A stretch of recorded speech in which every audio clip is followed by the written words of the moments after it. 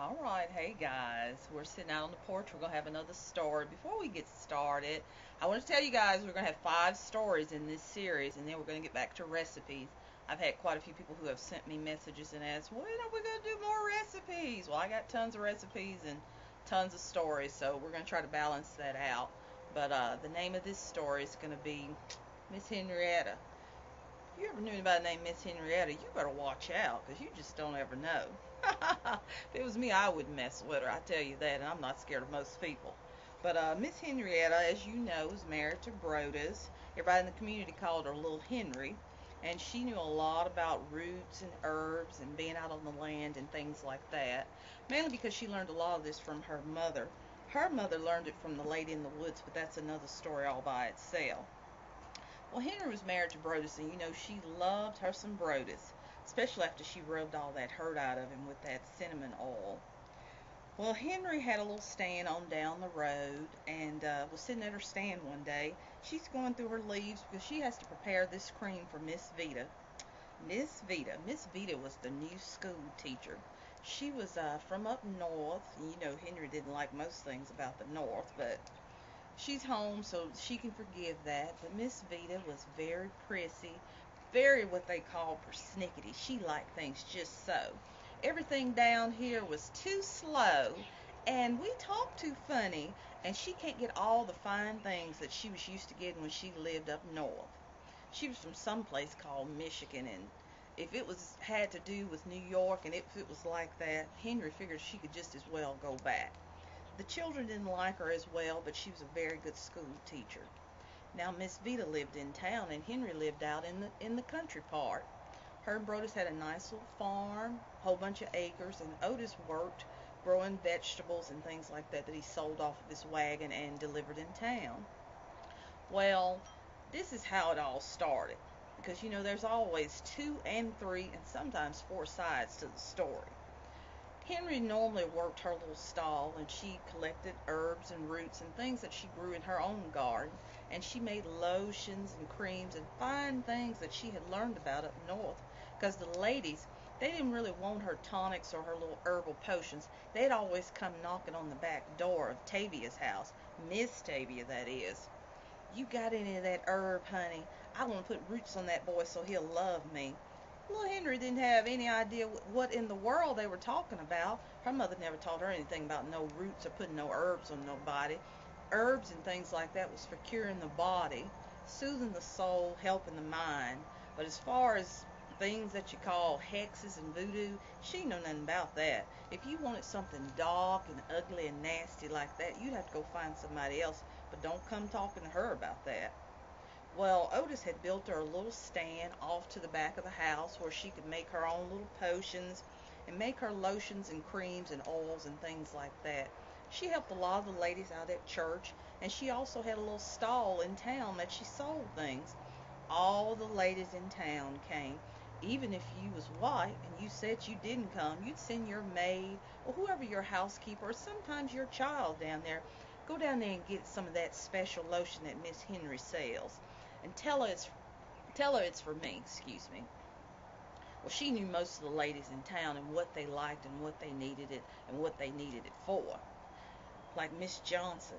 Miss Johnson, although she was a heavy-set lady and made the best cakes, that woman, whoo, she needed all the help she could with that skin, because she had the roughest skin you ever wanted to see. So Henry always put a little something extra in there, even though she didn't pay, to help smooth that skin out. But Miss Vita comes walking by one day, just a sashaying through town down the boardwalk, and sees Henry at her little stall. Ha! Will you look at that little country lady? Look at her, all dressed up in that bonnet. I've never seen anything like that. Henry looked at her and thought, she thinks she's better than me, but I know that type. About that time, Broadus comes out, toting stuff from the wagon, and sits it on the floor beside Vita's stall. Who is that good-looking man over there? Is that her brother? Because what a lot of people didn't think about, if you looked at him, Henry and Broadus was 2 peas in a pod.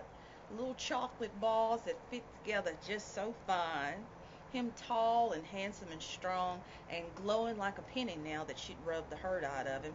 Henry was kind of a medium-boned lady, kept her hair up, kind of old-timey. Most of the time kept it tied up or had her little bonnet on. But that's the way she liked it. She liked to let her hair down at night and let Broadus run his fingers through it or brush it for her sometimes. Because he loved to bring it up to his nose and smell it because he'd never smelled anything that smelled so good. Vita sees him and thinks, my, look at that. That's a wasted man with that little country woman. And she keeps on walking with her friend. Eventually, one day, she stops by the stall. She looks at everything, picks stuff up. What's in this?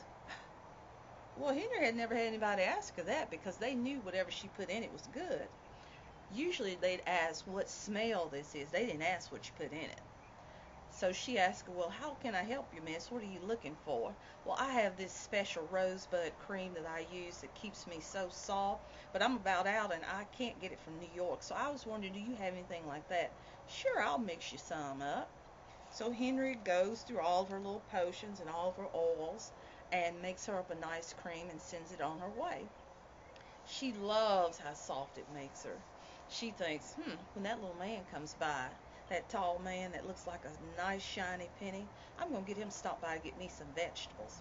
He stops by the school like he always does because he always gives a box to the school. And Vita has her eye on him. Come on in. Hello there, Mr. Broadus. I'm Miss Vita. He doesn't know to kiss her hand. He's never done that to another woman. He's never touched another woman except his wife. How to do? He sits the box down and asks her what she needs. Well, she wants tomatoes. He brings those in, and she continues to sashay and get closer to him, and he just kind of stops and looks, and she puts her hands on him. He jerks them back, and he thinks, what is this woman doing? Because Broadus didn't have a lot of school, and he didn't get to go often.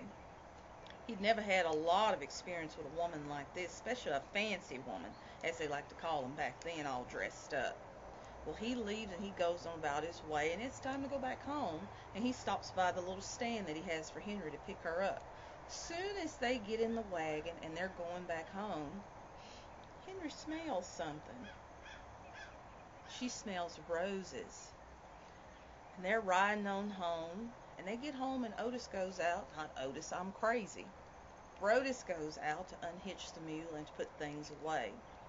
You know how sometimes things in your gut tells you something's wrong. You don't know what it is. You may not even know what it is. But something tells you to pause for just a minute. You better listen. Because, like Henry's mom always told her, you have that little thing that sits on your shoulder that reminds you sometimes to slow down for a minute. She thinks, I know I've smelled that. Now, who did I sell that to? Oh, I know, Vita. I wonder if she was his last delivery. So Henrietta goes on out to the barn and sees Broadus out there.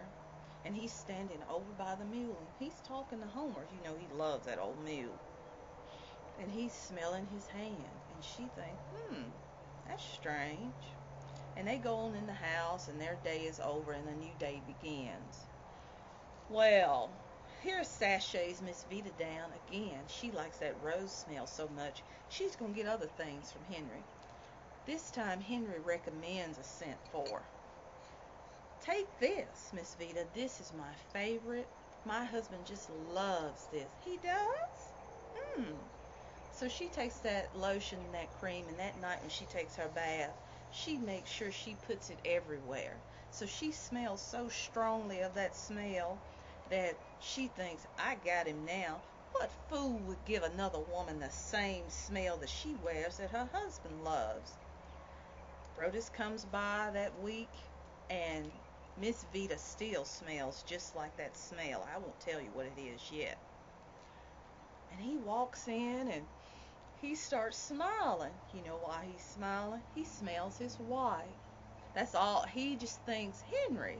He thinks maybe she's at the school. She doesn't usually smell that strong, but he thinks she has to be in here somewhere. He kind of looks around a little bit. Here comes Miss Vita sashaying toward him again. And as she gets closer, he realizes, why is this woman smelling like my wife? He's kind of just dumbfounded. He just cannot figure out what's going on. He drops the box, "How do, Miss Vida," and turns right around and walks right out, picks Henry up, and they go home. As he gets in the wagon, Vida still smells exactly.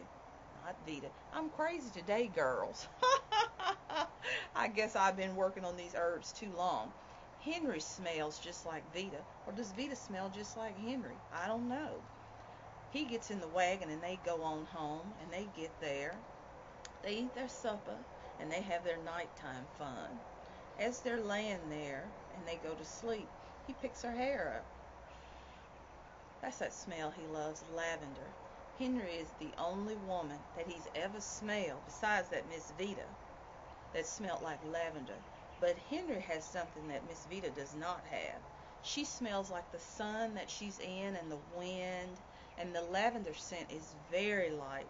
You have to get really close just to get a hint of it. And he thought he was the only one that knew that smell. He didn't know why that woman smells like his wife. He doesn't know why her smell is so strong. And he thinks, that's kind of confusing, but I'm going to stay away from her.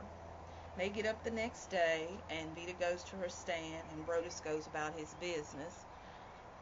She sees Vida sashaying by and thinks, I wonder if she's going to come over for a new smell this time. If she does, I'm going to give her something with cabbage in it, because I'm going to teach her a lesson. Vida goes on by. She doesn't want anything. She thinks that man's just stupid not to want a woman that looks like her. And he goes on about his business. And you wonder, why in the world would Miss Henrietta give another woman a smell that smells like her? Because if your smell is your smell, nobody can take it away from you.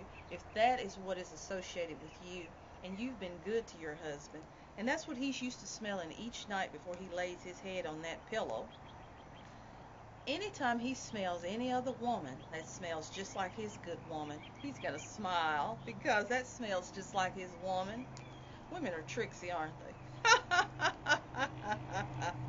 At least I got a few tricks. Bye, girls.